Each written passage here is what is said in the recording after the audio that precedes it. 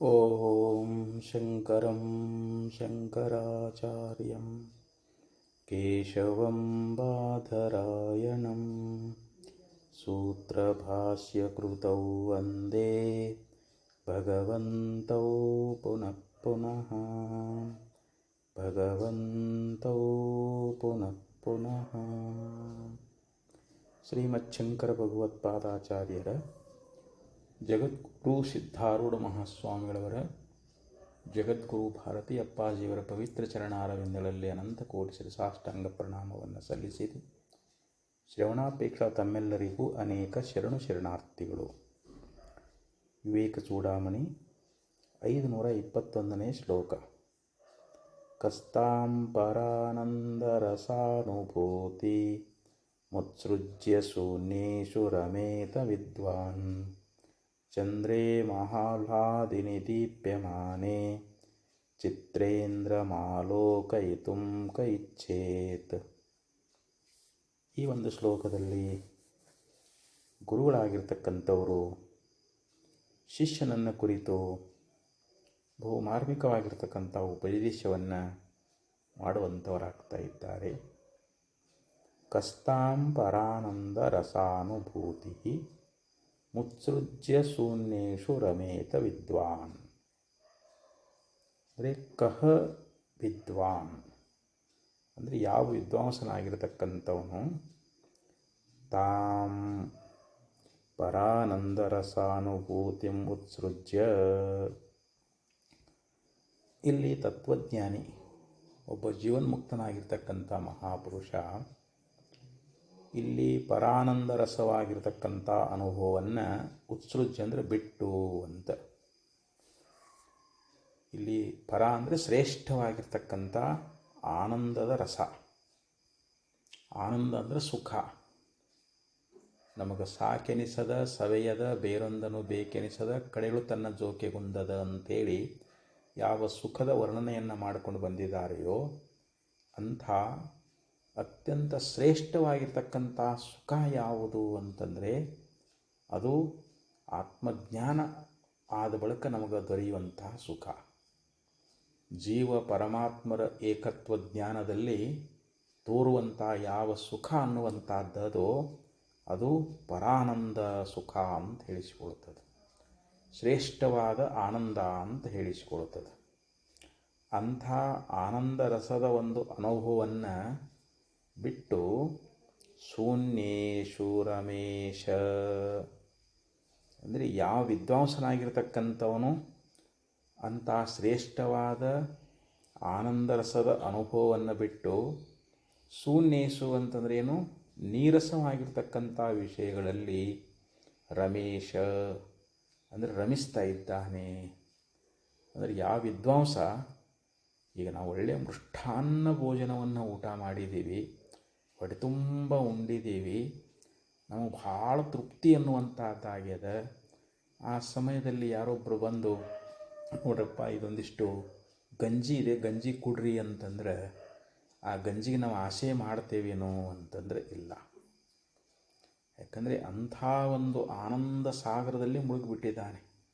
ನಿತ್ಯ ಸುಖದ ಆನಂದ ಪ್ರಾಪ್ತಿಯಾಗಿಬಿಟ್ಟದ. ಆ ಆನಂದ ಅದನ್ನು ಅನುಭವಿಸಿದಷ್ಟು ಇನ್ನೂ ಅದು ಅಧಿಕ ಆಗ್ತದೆ ಹೊರತು ಅದು ಸವಿಯುವಂಥದ್ದಲ್ಲ, ಅದು ಸಾಕನಿಸುವಂಥದ್ದಲ್ಲ. ಅದನ್ನು ಪಡ್ಕೊಂಡ ಮೇಲೆ ಇನ್ನೊಂದನ್ನು ಪಡ್ಕೊಳ್ಬೇಕನ್ನುವಂಥ ಇಚ್ಛೆ ನಮಗೆ ಹುಟ್ಟುವುದಿಲ್ಲ. ಅಂಥ ಆ ಶಂಭುಲಿಂಗ ಸ್ವರೂಪವಾಗಿರ್ತಕ್ಕಂಥ ಯಾವ ಸುಖ ಅನ್ನುವಂಥದ್ದಲ್ಲ, ಅದನ್ನು ಬಿಟ್ಟು ವಿದ್ವಾಂಸನಾಗಿರ್ತಕ್ಕಂಥನು ಈ ನೀರಸವಾಗಿರ್ತಕ್ಕಂಥ ವಿಷಯಗಳಲ್ಲಿ ಅವನು ರಮಿಸ್ತಾನೇನು ಅಂತಂದರೆ ಇಲ್ಲ ಅಂತ. ಇಲ್ಲಿ ನೀರಸವಾದ ವಿಷಯಗಳು ಅಂತ, ವಿಷಯಗಳಲ್ಲಿ ನಿಜವಾಗಿಯೂ ಸುಖ ಅನ್ನುವಂಥದ್ದು ಅದೇನು ಅಂತಂದರೆ ಇಲ್ಲ. ನೋಡ್ರಿ, ವಿಷಯಗಳನ್ನು ನಾವು ಪಡ್ಕೊಳ್ಬೇಕಾಗಿತ್ತು ಅಂತಂದರೆ ನಾವು ಅದಕ್ಕಾಗಿ ಎಷ್ಟು ಪ್ರಯತ್ನ ಮಾಡಬೇಕು. ಪಡೆವೆಡೆಯಳು ಮೊದಲತ್ಯಾಯಾಸ ನಡಿವಿನಿತಿಹುದಲೇ ಸುಖದಾಭಾಸ ಕಡೆಯೊಳು ಹೇಸಿಗೆ ಮುಸುಗುತ್ತಿಹುದು ಸಿಡಿಮಿಡಿ ಆಗಲೇ ಮನಸ್ಸಿಂಗಹುದು ಅಂತ ನಿಜಗುಣಶೀಲರು ಹೇಳಿಕೊಂಡು ಬಂದರು. ಪಡೆವೆಡೆಯಳು ಮೊದಲತ್ಯಾಯಾಸ, ಯಾವುದೇ ಒಂದು ಸಂಸಾರದ ಸುಖವನ್ನು ಪಡೆಯುವ ಕಾಲದಲ್ಲಿ ನಾವು ಭಾಳಷ್ಟು ಶ್ರಮ ಪಡಬೇಕಾಗ್ತದೆ. ಹಗಲು ರಾತ್ರಿನೇ ದುಡಿಬೇಕಾಗ್ತದೆ. ಮಳೆ ಚಳಿ ಬಿಸಿಲು ಗಾಳಿ ಎನ್ನದೇ ಅವೆಲ್ಲವನ್ನು ನಾವು ಸಹನ ಮಾಡಿಕೊಂಡು ಆ ವಿಷಯಗಳನ್ನು ನಾವು ಹೊಂದಬೇಕಾಗ್ತದೆ. ನಡಿ ವಿನೀತಿಹುದಲೇ ಸುಖದಾಭಾಸ. ಆ ವಿಷಯಗಳನ್ನು ನಾವು ಅನುಭವಿಸುವ ಕಾಲದಲ್ಲಿ ನಮಗೆ ಸುಖ ತೋರ್ದಂಗೆ ಆಗ್ತದೆ. ಸುಖದ ತೋರಿಕೆ ಮಾತ್ರ. ಕಂಡಾಗಲೇ ರಮಣೀಯ, ಉಂಡಾಗಲೇ ನಿರಸನವೆಲ್ಲ. ಯಾವಾಗ ಅವುಗಳನ್ನು ನಾವು ಅನುಭೋಗ ಮಾಡ್ತಾ ಇದ್ದೀವಿಯೋ ಆವಾಗ ಅನಿಸ್ತದೆ, ಓಹೋ, ಈ ವಿಷಯದಲ್ಲಿ ಸುಖ ಅದಂತ ತಿಳ್ಕೊಂಡಿದ್ದೆ, ಇದರೊಳಗೆ ಎಷ್ಟು ದುಃಖ ಅನ್ನುವಂಥದ್ದು ಐತೆಲ್ಲ ಅಂತ ಆ ವಿಷಯ ಸುಖದಲ್ಲಿ ನೀರಸ ಭಾವ ಅನ್ನುವಂಥದ್ದು ಉಂಟಾಗ್ತದೆ. ಕಡೆಯೊಳು ಹೇಸಿಗೆ ಮುಸುಗುತ್ತಿಹುದು. ಆ ವಿಷಯದಲ್ಲಿ ನಮಗೆ ಉಪೇಕ್ಷೆ ಅನ್ನುವಂಥದ್ದು ಉಂಟಾಗ್ತದೆ, ತಿರಸ್ಕಾರ ಅನ್ನುವಂಥದ್ದು ಉಂಟಾಗ್ತದೆ, ಅದರಲ್ಲಿ ಅಶುಚಿ ಬುದ್ಧಿ ಅನ್ನುವಂಥದ್ದು ಉಂಟಾಗ್ತದೆ. ಅದಕ್ಕೆ ಕಡೆಯೊಳು ಅದು ನಮ್ಮನ್ನು ಕೈ ಬಿಟ್ಟು ಹೋಗ್ತದೆ. ಆ ವಿಷಯ ಸುಖ ಅನ್ನುವಂಥದ್ದು ಸಿಡಿಮಿಡಿ ಆಗಲೇ ಮನಸ್ಸುಂಗಹುದು. ಮನಸ್ಸು ತಳಮಳಗೊಳ್ಳುತ್ತದೆ. ಓ, ಈ ವಿಷಯ ಎಷ್ಟು ಸುಖ ಅಂತ ತಿಳ್ಕೊಂಡಿದ್ದೆ, ಇದರೊಳಗೆ ಎಷ್ಟೊಂದು ದುಃಖ ಇದೆಯಲ್ಲ ಅಂಥೇಳಿ ಮನಸ್ಸು ತಳಮಳಗೊಳ್ಳುತ್ತದೆ. ಅದಕ್ಕೆ ಏಹಿ ಸಂಸ್ಪರ್ಶಜ ಭೋಗ ದುಃಖಯೋನಯ ಏವತೆ ಆದ್ಯಂತವಂಥ ಕೌಂತೆಯ ನತೇಶು ರಮತೆ ಪುತಃ. ಗೀತೆಯಲ್ಲಿ ಭಗವಂತ ಹೇಳ್ತಾ ಇದ್ದಾನೆ, ಇಂದ್ರಿಯಗಳು ಮತ್ತು ವಿಷಯಗಳ ಸಂಯೋಗದಿಂದ ಉಂಟಾಗ್ತಕ್ಕಂಥ ಯಾವ ಸುಖ ಅನ್ನುವಂಥದ್ದಲ್ಲ, ಅವೆಲ್ಲವೂ ದುಃಖಕ್ಕೆ ಕಾರಣವಾಗಿದೆ ಅಂತ. ಅದಕ್ಕೆ ಏಹಿ ಸಂಸ್ಪರ್ಶಜ ಭೋಗ ದುಃಖಯೋನಯ ಏವತೆ ಅಂತ ಹೇಳಿದರು. ಆ ವಿಷಯ ಸುಖಗಳಲ್ಲಿ ದುಃಖನೇ ತುಂಬಿಕೊಂಡೈತೆ ಹೊರತು ಅವುಗಳಲ್ಲಿ ಶಾಶ್ವತವಾಗಿರತಕ್ಕಂಥ ಸುಖ ಅನ್ನುವಂಥದ್ದಿಲ್ಲ. ಅದು ಅಚ್ಚ ಸುಖ ಅಲ್ಲ, ದುಃಖ ಮಿಶ್ರಿತವಾಗಿರತಕ್ಕಂಥ ಸುಖ. ನಮಗೆ ಆರಂಭದಲ್ಲಿ ಸುಖ ಅಂತ ಅನಿಸ್ಕೊಳ್ತದೆ, ಅಂತಿಮದಲ್ಲಿ ನಮಗೆ ದುಃಖವನ್ನೇ ಕೊಡುವಂಥದ್ದಾಗ್ತದೆ. ಅದಕ್ಕೆ ಎತ್ತದಗ್ರೇ ಅಮೃತಮಿವ ಪರಿಣಾಮೇ ವಿಷ. ಅಂದರೆ ಎತ್ತದಗ್ರೇ ಅಮೃತಮಿವ ಪರಿಣಾಮೇ ವಿಷಮಿವ ಅಂತ ಹೇಳಿದರು. ಯಾವುದು ಆರಂಭದಲ್ಲಿ ಅಮೃತ ಅಂತ ಅನಿಸಿ ಮುಂದೆ ಪರಿಣಾಮದಲ್ಲಿ ಕಾಲಾಂತರದಲ್ಲಿ ಅದು ನಮಗೆ ವಿಷ ಅಂತ ಅನಿಸ್ಕೊಳ್ತಾ ಇದೆಯೋ ಅದು ರಾಜಸಿಕ ಸುಖ ಅಂತ ಕರೀತಾರೆ. ಅದು ವಿಷಯಜನ್ಯವಾಗಿರತಕ್ಕಂಥ ಸುಖ. ಆದರೆ ತತ್ವಜ್ಞಾನಿಯಾಗಿರ್ತಕ್ಕಂಥವನು ಅಂಥ ನೀರಸವಾಗಿರ್ತಕ್ಕಂಥ ವಿಷಯ ಸುಖಗಳಲ್ಲಿ ರಮಮಾಣ ಆಗ್ತಾನೇನು, ಆಸಕ್ತನಾಗ್ತಾನೇನು ಅಂತಂದ್ರೆ ಇಲ್ಲ. ಕದಾಚಿತ್ ಪ್ರಾಸಾದೆ ಕ್ವಚಿದಪಿ ಚ ಸೌಧೇಷು ಧನಿನಾಂ ಕದಾಚಿತ್ ಶೈಲೇಷು ಕ್ವಚಿದಪಿ ಚ ಕೂಲೇಷು ಸರಿತಾಂ ಕುಟೀರೇ ದಾಂತಾನಾಂ ಮುನಿಜನವರಾಣಾಮಪಿ ವಸನ್ ಮುನಿರ್ನವ್ಯಾಮೋಹಂ ಭಜತಿ ಕುರುದೀಕ್ಷಾಕ್ಷತತಮ. ಜೀವನ್ಮುಕ್ತ ಲಹರಿಯೊಳಗೆ ಒಂದು ಸುಂದರವಾದ ಶ್ಲೋಕದಲ್ಲಿ ನಮಗೆ ಮಹಾತ್ಮರು ಉಪದೇಶ ಮಾಡ್ತಾ ಇದ್ದಾರೆ. ಒಬ್ಬ ತತ್ವಜ್ಞಾನಿಯಾಗಿರ್ತಕ್ಕಂಥವನು, ಜೀವನ್ಮುಕ್ತನಾಗಿರ್ತಕ್ಕಂಥ ಮಹಾಪುರುಷ, ಅವನು ಗುರುಗಳಿಗೆ ಶರಣಾಗತನಾಗಿ ಗುರುಗಳಿಂದ ತತ್ವಜ್ಞಾನವನ್ನು ಮಾಡಿಕೊಂಡು ತನ್ನ ಅಜ್ಞಾನವನ್ನು ಹೋಗಲಾಡಿಸಿಕೊಂಡಿರ್ತಕ್ಕಂಥ ಯಾವ ಯೋಗಿ, ಒಬ್ಬ ಮಹಾತ್ಮ, ಕದಾಚಿತ್ ಶೈಲೇಶು, ಅವನು ಒಮ್ಮೆ ಅರಮನೆಯಲ್ಲಿ ಇರ್ತಾ ಇದ್ದಾನೆ, ಇನ್ನೊಮ್ಮೆ ಒಬ್ಬ ಧನಿಕರ ಶ್ರೀಮಂತರ ಮನೆಗಳಲ್ಲಿ ವಾಸ ಮಾಡ್ತಾ ಇದ್ದಾನೆ. ಕದಾಚಿತ್ ಶೈಲೇಶು, ಮತ್ತೊಮ್ಮೆ ಪರ್ವತದಲ್ಲಿ ಇರ್ತಾ ಇದ್ದಾನೆ. ಮಗದೊಮ್ಮೆ ಕ್ವಚಿದಪಿ ಚ ಕೂಲೇಶು ಸರಿತಾಂ, ನದಿಗಳ ತೀರದಲ್ಲಿ ಕುಟೀರವನ್ನು ಮಾಡಿಕೊಂಡು ವಾಸ ಮಾಡ್ತಾ ಇರ್ತಾನೆ. ಕುಟೀರೇ ದಾಂತಾನಾಂ ಮುನಿಜನವರಾಣಾಮಪಿ ವಸನ್. ಅಂದರೆ ಈ ರೀತಿಯಾಗಿ ಇಲ್ಲಿ ಜಿತೇಂದ್ರಿಯರಾಗಿರ್ತಕ್ಕಂಥ ಯಾವ ಮುನಿಶ್ರೇಷ್ಠರದಾರಲ್ಲ ಅವರ ಕುಟೀರಗಳಲ್ಲಿ ಅವನು ವಾಸ ಮಾಡ್ತಾ ಇದ್ರೂ ಕೂಡ ಆ ಅಜ್ಞಾನವನ್ನು ತೊಲಗಿಸಿಕೊಂಡಿರ್ತಕ್ಕಂಥ ಆ ಮಹಾತ್ಮ ಯಾವತ್ತಾದರೂ ಮೋಹವನ್ನು ಹೊಂದುತ್ತಾನೇನು ಅಂತಂದ್ರೆ ಅವನು ಹೊಂದೋದಿಲ್ಲ. ಅವ ಅರಮನೆಯೊಳಗಿದ್ರೂ ಅಷ್ಟೇ, ಅವ ಅರಣ್ಯದಲ್ಲಿದ್ದರೂ ಕೂಡ ಅಷ್ಟೇ. ಒಂದು ಸಲ ಒಬ್ಬ ಜ್ಞಾನಿಗಳು ಅರಣ್ಯದಲ್ಲಿ ವಾಸ ಮಾಡ್ತಾ ಇರಬೇಕಾದ್ರೆ ಒಬ್ಬ ರಾಜ ಆ ಮಹಾತ್ಮನ ಹತ್ರ ಹೋಗ್ತಾ ಇದ್ದಾರೆ.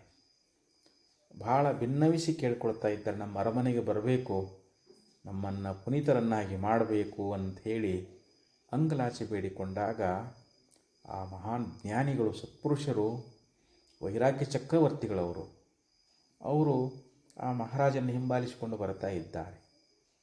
ಬಂದಾಗ ಅಲ್ಲಿ ಒಳ್ಳೆ ಆಸನವನ್ನು ಹಾಕಿ ಕೂರಿಸಿ ಅವರ ಪಾದ ಪೂಜಾದಿಗಳನ್ನು ಮಾಡಿ ಒಳ್ಳೆಯ ಮೃಷ್ಟಾನ್ನ ಭೋಜನವನ್ನು ಅವರಿಗೆ ಮಾಡಿಸ್ತಾ ಇದ್ದಾರೆ, ಅತಿ ಸತ್ಕಾರವನ್ನು ಮಾಡ್ತಾ ಇದ್ದಾರೆ. ಆವಾಗ ಅಲ್ಲಿ ಆ ಯತೀಶ್ವರರು, ಆ ಯೋಗೀಶ್ವರರು ರಾಜನನ್ನು ಕುರಿತು, ಏನಪ್ಪ ಇಲ್ಲಿ ದುರ್ಗಂಧ ವಾಸನೆ ಬರ್ತಾ ಇದೆಯಲ್ಲ ಅಂತ ಇದ್ದಾರೆ. ಆವಾಗ ರಾಜನಿಗೆ ಆಶ್ಚರ್ಯ ಆಗ್ತಾ ಇದೆ, ಇಲ್ಲಿ ಒಳ್ಳೆ ಅತ್ತರು ಸೇಂಟ್ಗಳನ್ನು ಎಲ್ಲ ಸಿಂಪಡಿಸಿದ್ದೀವಿ, ಇಲ್ಲಿ ಒಂದು ಸ್ವಲ್ಪನೂ ಕೂಡ ಎಲ್ಲಿ ಕೊಳೆ ಎನ್ನುವಂಥದ್ದಿಲ್ಲ, ಇಲ್ಲಿ ಸ್ವಲ್ಪ ದುರ್ಗಂಧ ವಾಸನೆ ಎನ್ನುವಂಥದ್ದು ಬರ್ತಾ ಇಲ್ಲ. ಏನು ಈ ಮಹಾತ್ಮರು ಇಲ್ಲಿ ದುರ್ಗಂಧ ವಾಸನೆ ಇದೆ ಅಂತ ಹೇಳ್ತಾ ಇದ್ದಾರಲ್ಲ, ಮಹಾತ್ಮರೇ ತಾವು ಹೇಳೋದು ನನಗೆ ಅರ್ಥವಾಗ್ತಾ ಇಲ್ಲ, ಇದು ಎಷ್ಟು ಸ್ವಚ್ಛವಾಗಿ ಇಟ್ಟಿದ್ದೀವಿ, ಎಷ್ಟು ಒಳ್ಳೆಯ ಸೇಂಟ್ಗಳನ್ನು ಹಾಕಿ ಅತ್ತರಗಳನ್ನು ಹಾಕಿ ಎಷ್ಟು ಸುಗಂಧಭರಿತವಾಗಿ ಇಲ್ಲಿ ನಾವು ಸ್ವಚ್ಛವಾಗಿ ಇಟ್ಕೊಂಡಿದ್ದೇವಲ್ಲ, ಇಲ್ಲೆಂದು ಯಾವ ದುರ್ಗಂಧ ವಾಸನೆ ಇಲ್ಲ ಅಂತಂದಾಗ ಮಹಾತ್ಮರು, ಹಾಗಾದ್ರೆ ಆಯ್ತಪ್ಪ, ನಿನಗೆ ಇದರ ಬಗ್ಗೆ ನಿನಗೆ ಜ್ಞಾನ ಮಾಡಿಕೊಡ್ತೀನಿ ಅಂಥೇಳಿ ಸಾಯಂಕಾಲ ಸಮಯ ರಾಜನನ್ನು ಕರಕೊಂಡು ಪೇಟೆಯೊಳಗೆ ಹೋಗ್ತಾ ಇದ್ದಾರೆ. ಹೋಗ್ತಾ ಆ ಮಾಂಸವನ್ನು ಮಾರಾಟ ಮಾಡತಕ್ಕಂಥ ಕಟುಗರ ಓಣಿಯಲ್ಲಿ ಹೋಗ್ತಾ ಇದ್ದಾರೆ. ಹೋದಾಗ ಅಲ್ಲಿ ಪ್ರಾಣಿಗಳನ್ನು ಹತ್ಯೆ ಮಾಡಿ ಮಾಂಸವನ್ನು ಮಾರಾಟಕ್ಕೆ ಇಟ್ಟಿರ್ತಾರೆ. ಅಲ್ಲಿ ದುರ್ಗಂಧ ವಾಸನೆ, ಆ ವಾಸನೆ ಅನ್ನುವಂಥದ್ದು ಮಹಾರಾಜನಿಗೆ ಅದನ್ನು ಸಹಿಸಲಿಕ್ಕಾಗೋದಿಲ್ಲ. ಮಹಾತ್ಮರು ಇಲ್ಲ್ಯಾಕೆ ಕರ್ಕೊಂಡು ಬಂದ್ರಿ, ಎಷ್ಟು ದುರ್ಗಂಧ ವಾಸನೆ ಇದೆ ಅಂತಂದಾಗ, ಇಲ್ಲಿಲ್ವಲ್ಪ, ಇಲ್ಲಿ ಯಾವ ದುರ್ಗಂಧ ವಾಸನೆ ಇದೆ ಅಂತ ಮಹಾತ್ಮರು ನೋಡಿದ್ರು.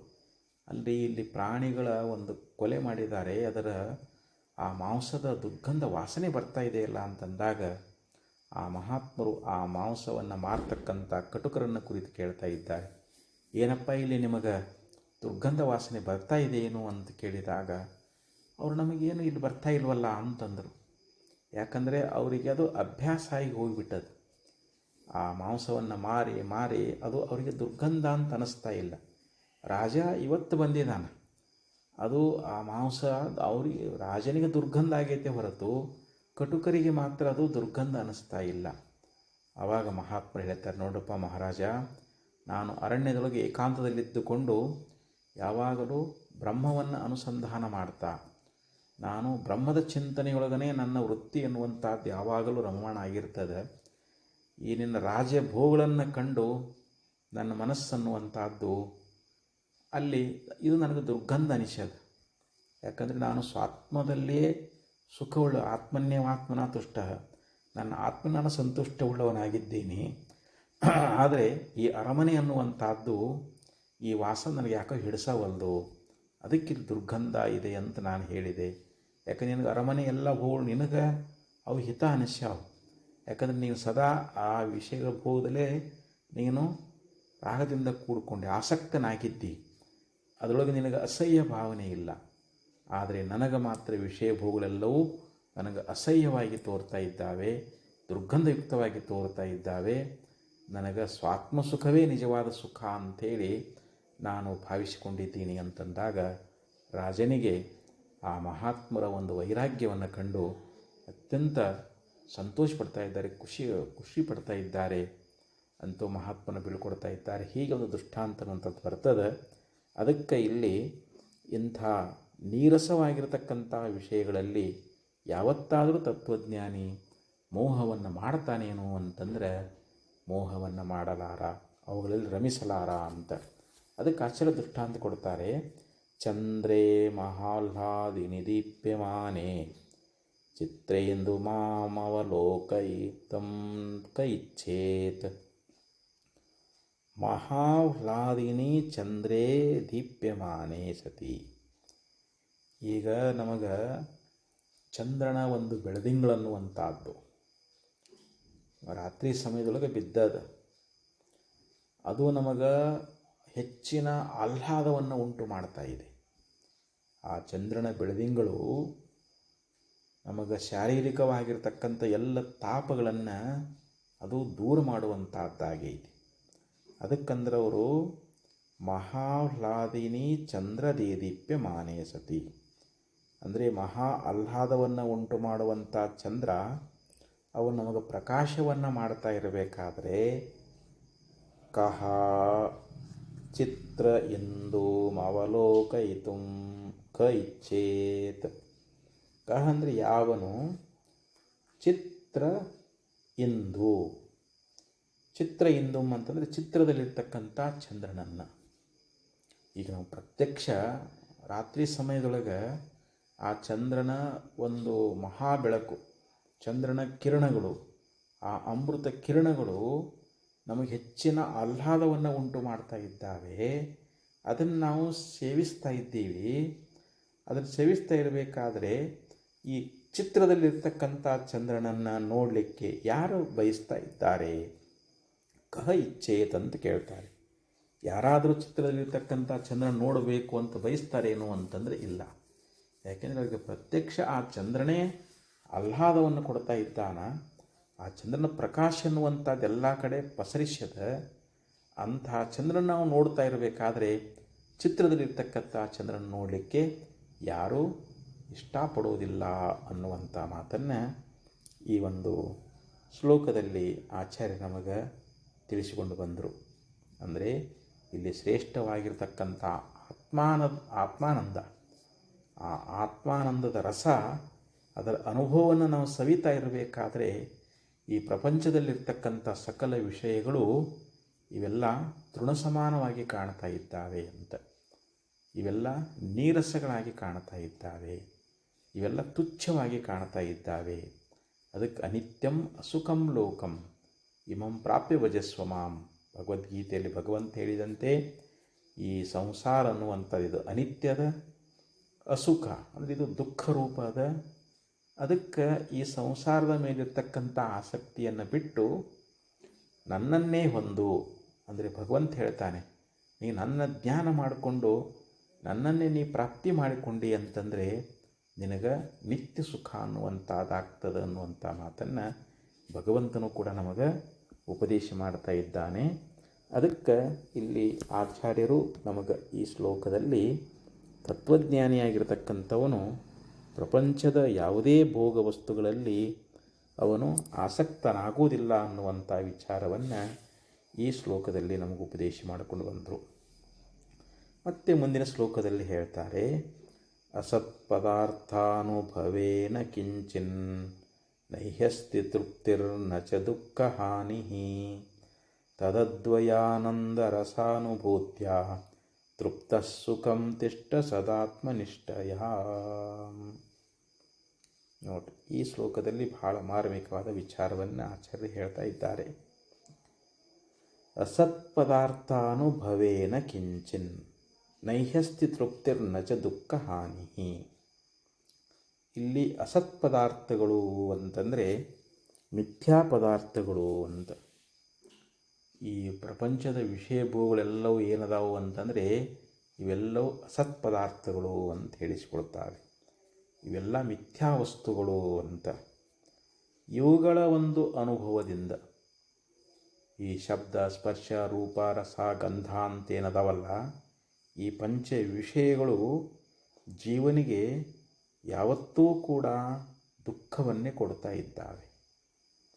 ಆ ಮಿಥ್ಯಾವಸ್ತುಗಳ ಒಂದು ಅನುಭವದಿಂದ ಕಿಂಚಿತ್ ತೃಪ್ತಿ ನಹಿ ಅಸ್ತಿ. ಅವುಗಳನ್ನು ಅನುಭವ ಮಾಡೋದ್ರಿಂದ ಸ್ವಲ್ಪ ಆದರೂ ನಮಗೆ ತೃಪ್ತಿ ಎನ್ನುವಂಥದ್ದು ದೊರಕ್ತದೇನು? ಪ್ರಪಂಚದ ವಿಷಯಗಳನ್ನು ನಾವು ಅನುಭವ ಮಾಡ್ತೀವಿ.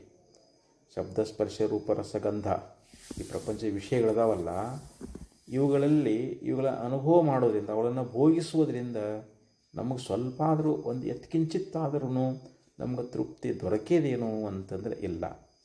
ದುಃಖ ಹಾನಿ ಚ ನ. ಮತ್ತು ನಮ್ಮ ದುಃಖ ಅನ್ನುವಂಥದ್ದು ನಿವೃತ್ತಿ ಆಗೈತೇನು ಅಂತಂದ್ರೆ ಇಲ್ಲ. ಪ್ರಪಂಚದ ಯಾವ ವಿಷಯ ಭೂಗಳು ಕೂಡ ನಮಗೆ ತೃಪ್ತಿಯನ್ನು ಕೊಟ್ಟಿಲ್ಲ, ನಮ್ಮ ದುಃಖವನ್ನು ಕಳೆದಿಲ್ಲ. ಅವುಗಳಲ್ಲಿ ನಮ್ಮ ದುಃಖ ನಿವೃತ್ತಿ ಮಾಡತಕ್ಕಂಥ ಶಕ್ತಿ ಪ್ರಪಂಚದ ವಿಷಯಗಳಲ್ಲಿ ಅದೇನು ಅಂತಂದರೆ ಇಲ್ಲ. ಆದರೆ ಅಜ್ಞಾನಿಯಾದ ಜೀವ ಏನು ತಿಳ್ಕೊಂಡಾನ? ಪ್ರಪಂಚ ಭೋಗಗಳೇ ಸುಖ ಅಂತ ತಿಳ್ಕೊಂಡಾನ. ಪ್ರಪಂಚದ ಭೋಗ ನಾವು ಅನುಭವ ಮಾಡಿದಾಗ ಮಾತ್ರ ನಾನು ಸುಖಿ ಆಗ್ತೀನಿ ಅಂತ ಭಾವಿಸ್ಕೊಂಡಾನ. ಆದರೆ ಅವುಗಳನ್ನು ಪಡ್ಕೊಂಡ ಅಂತಂದರೆ, ಅವುಗಳನ್ನು ಅನುಭವಿಸಿದ ಅಂತಂದರೆ ಅವೆಲ್ಲವೂ ದುಃಖ ಅನ್ನೋದು ಅವನ ಅನುಭವಕ್ಕೆ ಬರ್ತದೆ. ಯಾಕಂದರೆ ಅವು ನಮ್ಮ ದುಃಖವನ್ನು ನಿವೃತ್ತಿ ಮಾಡೋಂಗಿಲ್ಲ, ಇನ್ನಷ್ಟು ದುಃಖ ಹೆಚ್ಚಾಗ್ತದೆ. ಅವುಗಳನ್ನ ನಾವು ಎಷ್ಟು ಭೋಗ ಮಾಡಿದ್ರೆ ನಮಗೆ ತೃಪ್ತಿ ಅನ್ನುವಂಥದ್ದಾಗೋದಿಲ್ಲ.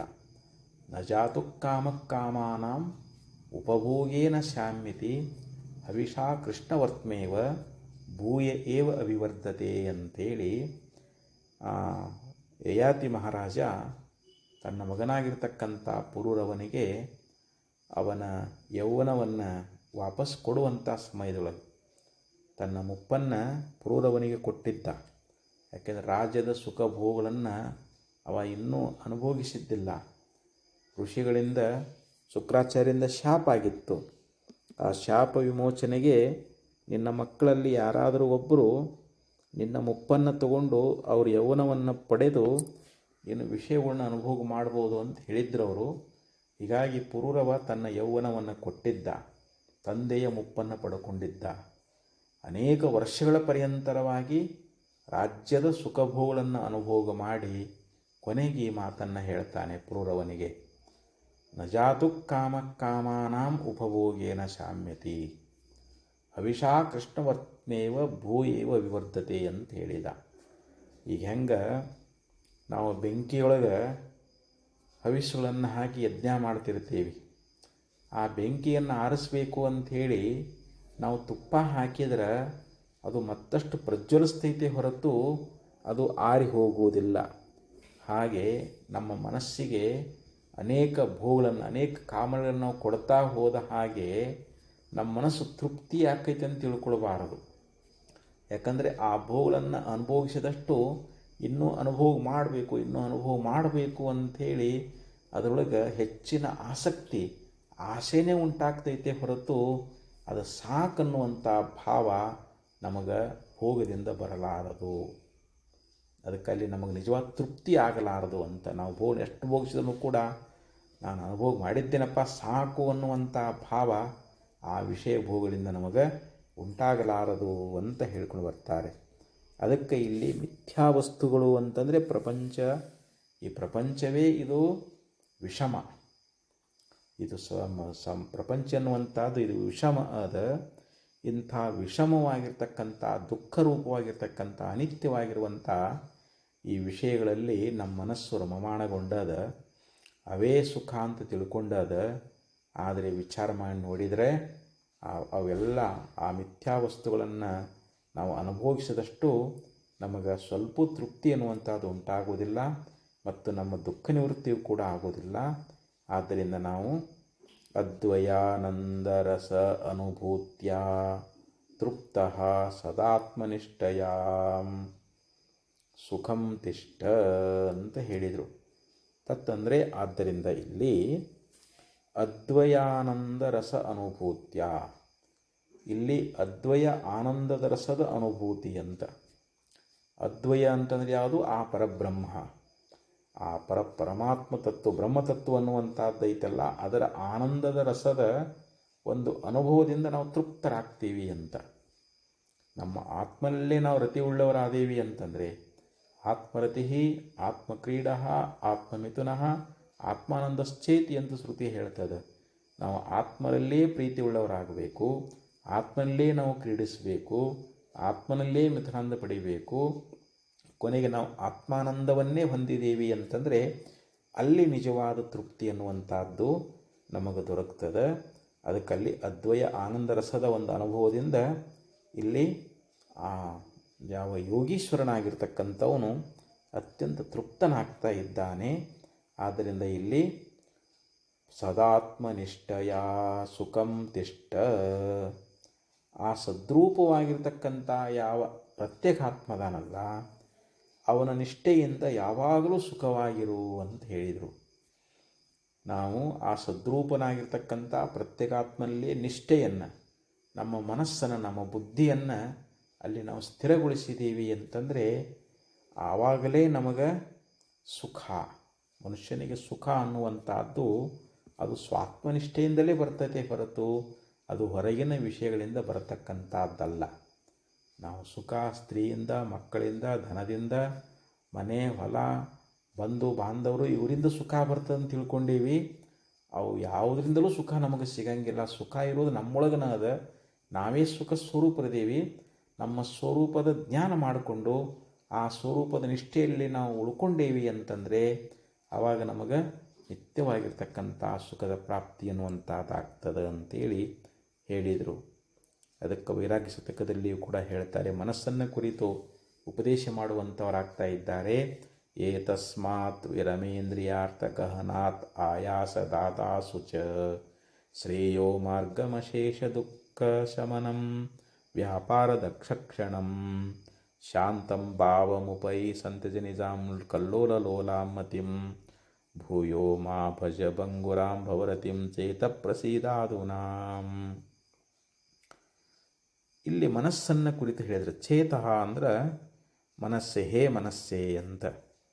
ಏತಸ್ಮಾತ್ ವಿರಮೇಂದ್ರಿಯಾರ್ಥ ಗಹನಾತ್ ಆಯಾಸದಾತಾಸು ಚ ಅಂದರೆ ಯಾವಾಗಲೂ ಆಯಾಸವನ್ನು ಕೊಡತಕ್ಕಂಥ ಈ ವಿಷಯ ಸುಖ ಅನ್ನುವಂಥ ಯಾವ ಅರಣ್ಯ ಅದಲ್ಲ, ಅದರಿಂದ ಹೇ ಮನಸ್ಸೆ ನಿವೃತ್ತಿಯನ್ನು ಹೊಂದು. ನೀನು ಆ ವಿಷಯ ಸುಖ ಅನ್ನುವಂಥ ಕಾಡಿನೊಳಗೆ ನೀ ಅಲದಾಡಬೇಡ. ಯಾಕಂದ್ರೆ ನಿನಗೆ ಅಲ್ಲಿ ಆಯಾಸವೇ ಉಂಟಾಗ್ತದೆ. ಎಲ್ಲ ದುಃಖಗಳನ್ನು ಶಮನ ಮಾಡತಕ್ಕಂಥ ಅದರಲ್ಲಿ ಸಮರ್ಥವಾಗಿರ್ತಕ್ಕಂಥದ್ದು ಯಾವುದು? ಈ ಜ್ಞಾನ ಮಾರ್ಗ. ಅದು ನಮಗೆ ಅದು ಶಾಂತಿ ಮಾರ್ಗ ಅಂತ ಹೇಳಿಸ್ಕೊಳ್ತದೆ. ಅದು ಶ್ರೇಯೋ ಮಾರ್ಗ ಅಂತ ಹೇಳಿಸ್ಕೊಳ್ತದೆ. ಅದು ಎಲ್ಲ ದುಃಖಗಳನ್ನು ಶಮನ ಮಾಡಲಿಕ್ಕೆ ಸಮರ್ಥ ಆಗಿರ್ತಕ್ಕಂಥ ಆ ಶ್ರೇಯೋ ಮಾರ್ಗ, ಜ್ಞಾನ ಮಾರ್ಗವನ್ನು ನೀನು ಒಂದು ಕ್ಷಣಕಾಲ ಹೊಂದುವಂತ ಮನಸ್ಸನ್ನು ಕುರಿತು ಹೇಳಿದರು. ನಿನ್ನ ಒಂದು ಚಂಚಲವಾಗಿರ್ತಕ್ಕಂಥ ಬುದ್ಧಿಯನ್ನು ಬಿಟ್ಟುಬಿಡು. ಯಾವ ರೀತಿ ಸಮುದ್ರದ ಅಲೆಗಳು ಚಂಚಲವಾಗಿರ್ತಾ ಇದ್ದಾವೆಯೋ ಹಾಗೆ ನಮ್ಮ ಬುದ್ಧಿ ಎನ್ನುವಂಥದ್ದು ಚಂಚಲವಾಗಿರತಕ್ಕಂಥದ್ದು, ಅನೇಕ ವಿಷಯಗಳಲ್ಲಿ ಹರಿದಾಡತಕ್ಕಂಥದ್ದು. ಆದ್ದರಿಂದ ಹೇ ಮನಸ್ಸೇ, ಈಗಲೇ ಪ್ರಸನ್ನತೆಯನ್ನು ಹೊಂದು. ಶಾಂತಂ ಭಾವಮುಪೈಹಿ ಸಂತಜ ನಿಜಾಂ ಕಲ್ಲೋಲಲೋಲಾಮತಿಂ ಭೂಯೋ ಮಾ ಭಜ ಬಂಗುರಾಂ ಭವರತಿ ಪ್ರತಿಂ ಚೇತ ಪ್ರಸಿದಾದುನಾ ಅಂತ ಹೇಳಿದರು. ಅಂದರೆ ಈಗಲೇ ಪ್ರಸನ್ನತೆಯನ್ನು ಹೊಂದಿ ಮತ್ತೆ ಈ ಸಂಸಾರದೊಳಗೆ ನೀನು ಆಸೆಯನ್ನು ಇಟ್ಟುಕೊಳ್ಳಿಕ್ಕೆ ಹೋಗಬೇಡ. ಹೇ ಮನಸ್ಸೇ, ಸಂಸಾರ ನೀ ಆಸೆ ಇಟ್ಟುಕೊಂಡಿ ಅಂತಂದರೆ ಅದರಿಂದ ನಿನಗೆಂದೂ ತೃಪ್ತಿಯಾಗಂಗಿಲ್ಲ, ನಿನ್ನ ದುಃಖ ನಿವೃತ್ತಿ ಆಗುವುದಿಲ್ಲ. ಅದಕ್ಕೆ ಇಲ್ಲಿ ಜ್ಞಾನ ಮಾರ್ಗದೊಳಗೆ ನೀನು ಪ್ರವೃತ್ತನಾದಿ ಅಂತಂದರೆ ಆ ಅದ್ವಯ ಅಂದರೆ ಯಾವುದು? ಪರಬ್ರಹ್ಮ ಸ್ವರೂಪದ ಆ ಆನಂದದ ರಸಾನುಭವವನ್ನು ನೀವು ಮಾಡಿಕೊಂಡಿ ಅಂತಂದರೆ ನಿನಗೆ ಆವಾಗ ತೃಪ್ತಿ ಅನ್ನುವಂಥದ್ದಾಗ್ತದೆ. ಅದಕ್ಕೆ ಅಂಥ ಸದ್ರೂಪಾತ್ಮನ ನಿಷ್ಠೆಯಿಂದ ನೀನು ಇದ್ದುಕೊಂಡು, ಆ ಸದ್ರೂಪಾತ್ಮನಲ್ಲಿಯೇ ನಮಗೆ ನಿಷ್ಠ ಅನ್ನುವಂಥದ್ದು ಬೆಳಿಬೇಕು. ಆ ಪರಮಾತ್ಮನ ನಾವು ಎಷ್ಟು ನಿಷ್ಠೆ ಇಡ್ತೀವಿ, ನಮ್ಮ ಸ್ವರೂಪದಲ್ಲಿ ನಾವು ಎಷ್ಟು ನಿಷ್ಠೆ ಉಳ್ಳವರಾಗಿರ್ತಾ ಇದ್ದೀವಿ, ಅಷ್ಟು ನಮಗೆ ಸುಖ ಅನ್ನುವಂಥದ್ದಾಗ್ತದೆ. ಸುಖ ಅದು ನಮ್ಮ ಸ್ವರೂಪಭೂತವಾಗಿರ್ತಕ್ಕಂಥದ್ದು, ಹೊರಗಿಂದ ಬರುವಂಥದ್ದಲ್ಲ. ಯಾವುದೇ ಪ್ರಪಂಚದ ವಿಷಯ ಭೋಗಗಳು, ಪರಲೋಕದ ವಿಷಯ ಭೋಗಗಳಾಗಲಿ, ಇಹಲೋಕದ ಭೋಗ ವಿಷಯಗಳಾಗಲಿ, ಅವೆಲ್ಲ ಕರ್ಮಜನ್ಯದಾವು, ಕರ್ಮದಿಂದ ಪ್ರಾಪ್ತಿಯಾಗ್ತಾವೆ. ನಾವು ಮಾಡಿದಂಥ ಪುಣ್ಯ ಕರ್ಮಗಳಿಂದ ಅವು ಪ್ರಾಪ್ತಿಯಾಗ್ತಾವೆ. ಪುಣ್ಯ ತೀರಿದ ಮೇಲೆ ಕೈ ಬಿಟ್ಟು ಹೋಗ್ತಾವೆ ಮತ್ತು ಅವು ದುಃಖದಿಂದ ಕೂಡಿಕೊಂಡಾವು. ಆದರೆ ನಮ್ಮ ಸ್ವಾತ್ಮ ಸುಖ ಅನ್ನುವಂಥದ್ದು, ನಮ್ಮ ಪ್ರತ್ಯೇಗಾತ್ಮದ ಜ್ಞಾನ ಮಾಡಿಕೊಂಡಾಗ ಯಾವ ಆನಂದ ಅನ್ನುವಂಥದ್ದು ಆಂತರಿಕ ಸುಖ ಅಂತ. ಯೋಂತ ಸುಖೋಂತರಾರಾಮ. ಭಗವದ್ಗೀತೆಯಲ್ಲಿ ಭಗವಂತ ಏನು ಹೇಳಿದ ಅಂತಂದರೆ ಅದು ಅಂತರ ಸುಖ ಅಂತ ಹೇಳ್ತಾ ಇದ್ದಾನೆ, ಆತ್ಮಸುಖ ಅಂತ ಹೇಳ್ತಾ ಇದ್ದಾನೆ. ಭಗವಂತ ಗೀತೆಯಲ್ಲಿ ಏನು ಹೇಳ್ಕೊಂಡು ಬಂದ? ಯೋಂತ ಸುಖೋಂತರಾರಾಮ ತಥಾಂತರ್ಜ್ಯೋತಿರೇವಯ ಸಯೋಗಿ ಬ್ರಹ್ಮನಿರ್ವಾಣಂ ಬ್ರಹ್ಮಭೂತೋದಿಗಚ್ಚತಿ ಅಂತ ಹೇಳ್ತಾನೆ. ಅಂದರೆ ಆತ್ಮನಲ್ಲೇ ಯಾವನು ಸುಖಿಸ್ತಾ ಇದ್ದಾನೋ, ಆತ್ಮನಲ್ಲೇ ಯಾವನು ರಮಿಸ್ತಾ ಇದ್ದಾನೆಯೋ, ಆತ್ಮನೇ ಇಲ್ಲಿ ಬೆಳಕಾಗಿರ್ತಕ್ಕಂಥವನು, ಅಂಥ ಯೋಗಿ ಪುರುಷ ಬ್ರಹ್ಮಸ್ವರೂಪನಾಗಿ ಮೋಕ್ಷವನ್ನು ಪಡೀತಾ ಇದ್ದಾನೆ ಎನ್ನುವಂಥ ಮಾತನ್ನು ಭಗವಂತ ಉಪದೇಶ ಮಾಡಿಕೊಂಡು ಬಂದ. ಆದ್ದರಿಂದ ನಾವು ನಿಜವಾದ ಸುಖಿ ಆಗಬೇಕಾಗಿತ್ತು ಅಂತಂದರೆ ನಾವು ಯಾವಾಗಲೂ ನಮ್ಮ ಮನಸ್ಸನ್ನುವಂಥದ್ದನ್ನು ಬ್ರಹ್ಮದಲ್ಲಿಯೇ ನಾವು ಇಡಬೇಕು. ಬಾಹ್ಯಸ್ಪರ್ಶ ಸಕ್ತಾತ್ಮ ವಿಂದತ್ಯಾತ್ಮನ ಯತ್ ಸುಖಂ ಸಬ್ರಹ್ಮಯುಗಯುಕ್ತಾತ್ಮ ಸುಖಮಕ್ಷಯಮಸ್ಮೃತಿ ಅಂತ ಭಗವಂತ ಮತ್ತೊಂದು ಶ್ಲೋಕದಲ್ಲಿ ಹೇಳಿದರು. ಅಂದರೆ ಬಾಹ್ಯ ವಿಷಯಗಳಲ್ಲಿ ನಾವು ಆಸಕ್ತರಾಗದೆ ಆತ್ಮಸುಖದಲ್ಲೇ ನಾವು ತೃಪ್ತನಾಗಿರತಕ್ಕಂಥ ಯೋಗಿ ಅವನು ಯಾವಾಗಲೂ ಬ್ರಹ್ಮದ ಅನುಸಂಧಾನ ತತ್ಪರನಾಗಿ ಅಕ್ಷಯವಾಗಿರ್ತಕ್ಕಂಥ ಸುಖವನ್ನು ಪಡೀತಾ ಇದ್ದಾನೆ. ನಾಶರಹಿತವಾಗಿರ್ತಕ್ಕಂಥ ಸುಖ ನಮಗೆ ದೊರಕಬೇಕಾಗಿತ್ತು ಅಂತಂದರೆ ಬಾಹ್ಯ ವಿಷಯದಲ್ಲಿ ನಾವು ಆಸಕ್ತರಾಗಬಾರದು ಅನ್ನುವಂಥ ಮಾತನ್ನು ಇಲ್ಲಿ ಬಹಳ ಸುಂದರವಾಗಿ ಹೇಳ್ಕೊಂಡು ಬಂದರು. ಮತ್ತೆ ಮುಂದಿನ ಶ್ಲೋಕದಲ್ಲಿ ಗುರುಗಳ ಉಪದೇಶ ಏನಿದೆ ಅನ್ನೋದನ್ನು ನಾಳೆ ಮತ್ತೆ ಶ್ರವಣ ಮಾಡೋಣ ಅಂತ ಹೇಳ್ತಾ 2 ಸತುಶಲ ಕರ್ಪಿಸಿ ವಿರಮಿಸ್ತಾ ಇದ್ದೇನೆ. ಓಂ ತತ್ಸತ್.